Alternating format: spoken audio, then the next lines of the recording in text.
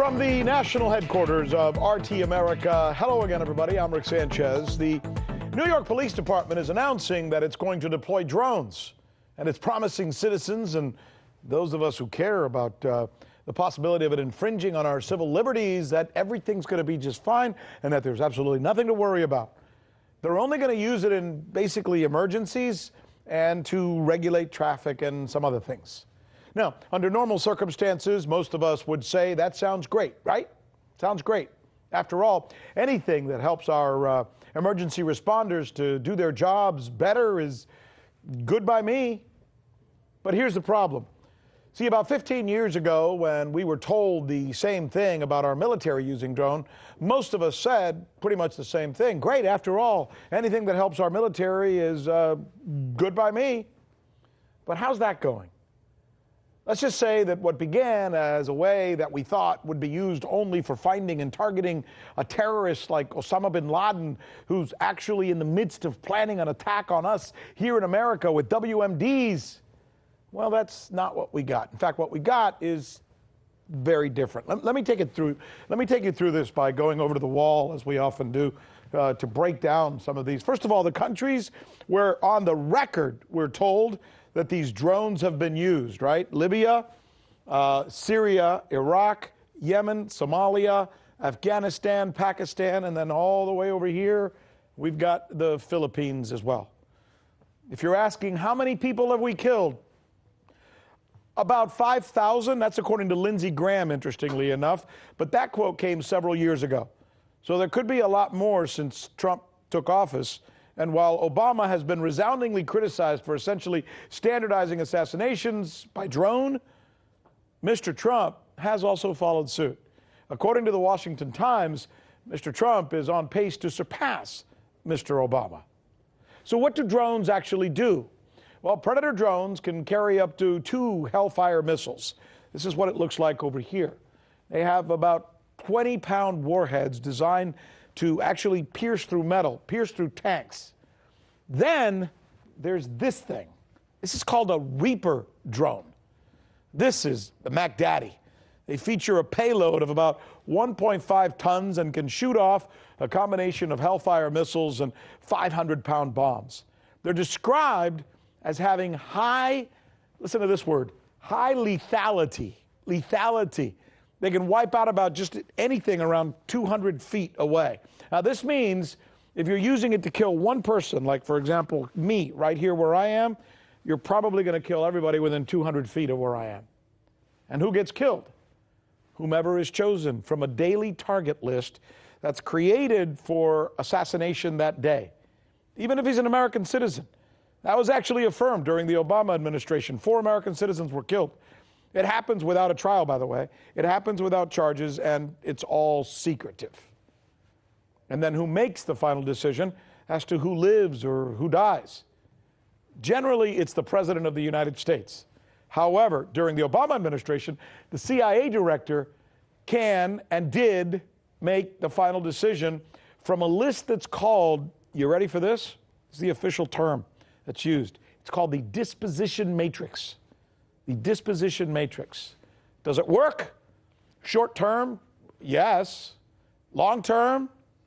Well, there's every reason to believe that the strategy is creating many more militants, even terrorists, than it kills by turning local populations against the United States, and most likely for years to come. Remember the Times Square bomber?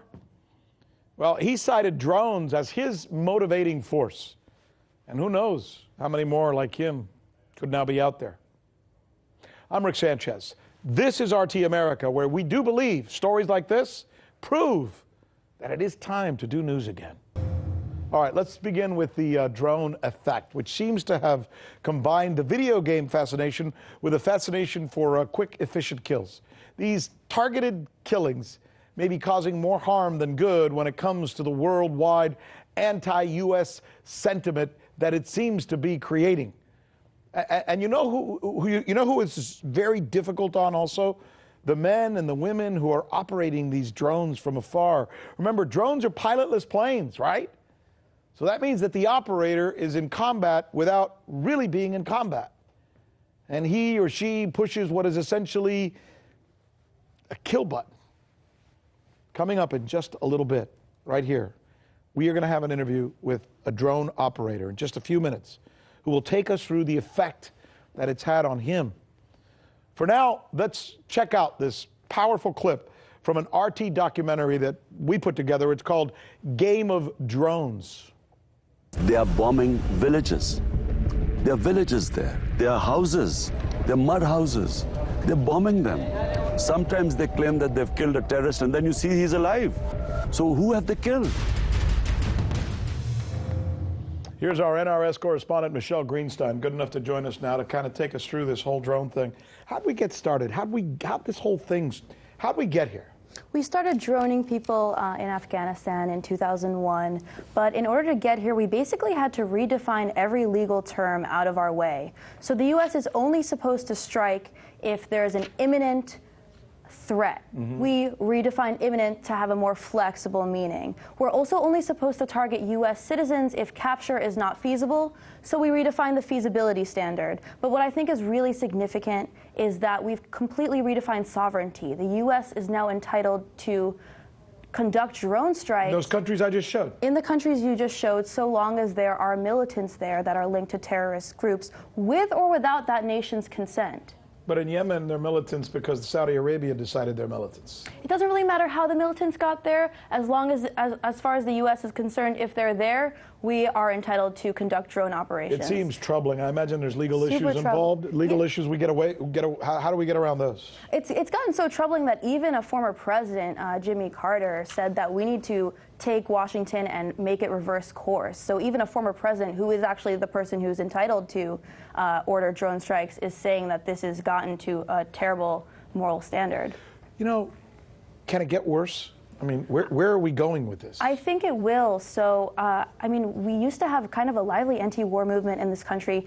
In large part, I think, because there was a draft. Everyone had to pay the price for war. Now we don't have that as much, so the anti-war movement is kind of dying out. But a lot of these jobs in the military are drone operators, or jobs that further remove you from the action of killing someone. So at least now, the decision of whether or not to kill has that human factor. We kind of have that fail-safe. But as we go on, I think more of the military is going to become more automated. The Pentagon actually announced that it's developing drones that are going to target people using AI. So this kind of autonomous, exactly, artificial intelligence. This kind of autonomous technology further removes us from the killing, and I think it's kind of a scary trajectory that we're on. Right now, a lot of drone operators are experiencing similar levels of PTSD, anxiety, and depression to military pilots that are actually in war zones. But once you remove that human factor, it's hard to say like whether or not the U.S. citizen will feel connected to war at all. Good stuff. You've really, you know, drilled down on this and been able to share with us so much information that's really important.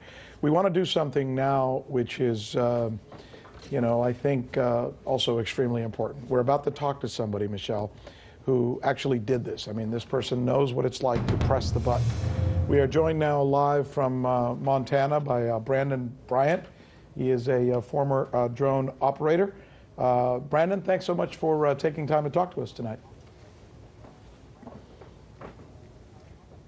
Thank you for having me.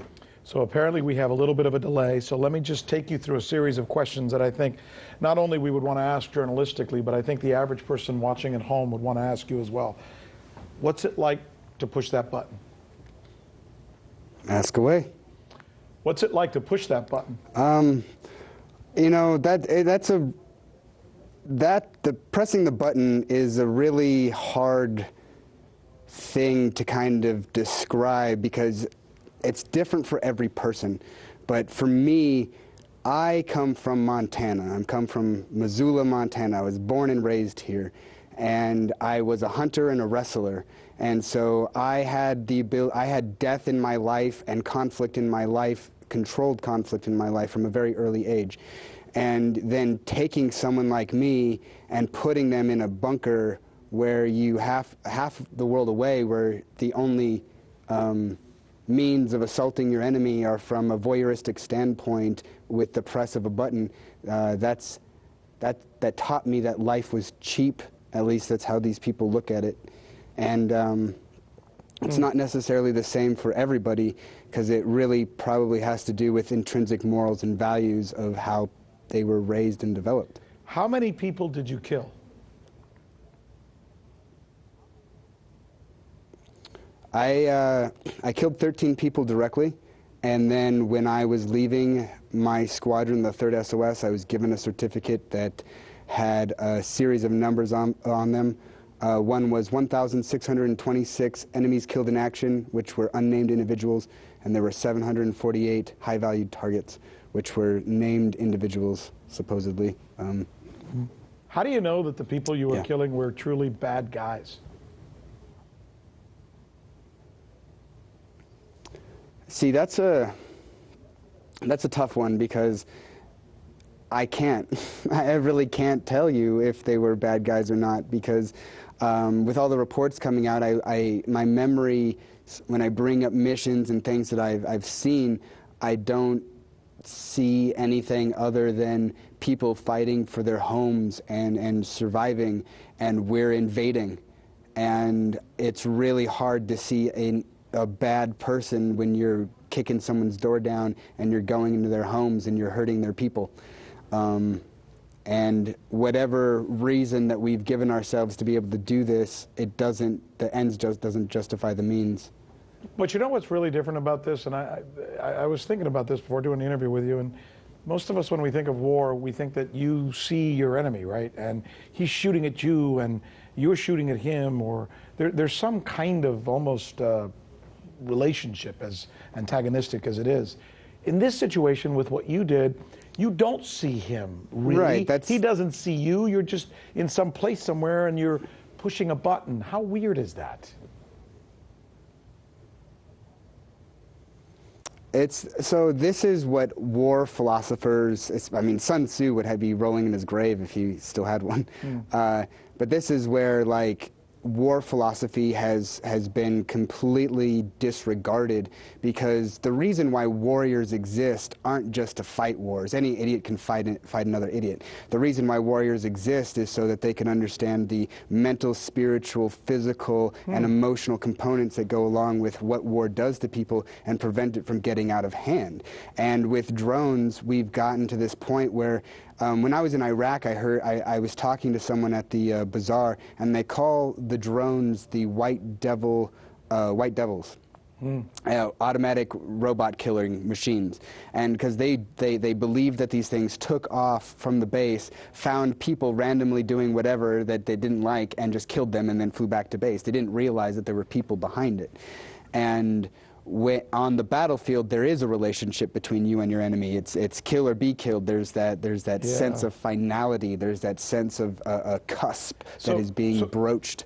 And this is why a big criticism I have of the drone program is that separation from that visceral battlefield not only creates a stagnant pool of sickness within the community, but it also prevents them from taking the very serious nature of what they're doing as seriously as they should be.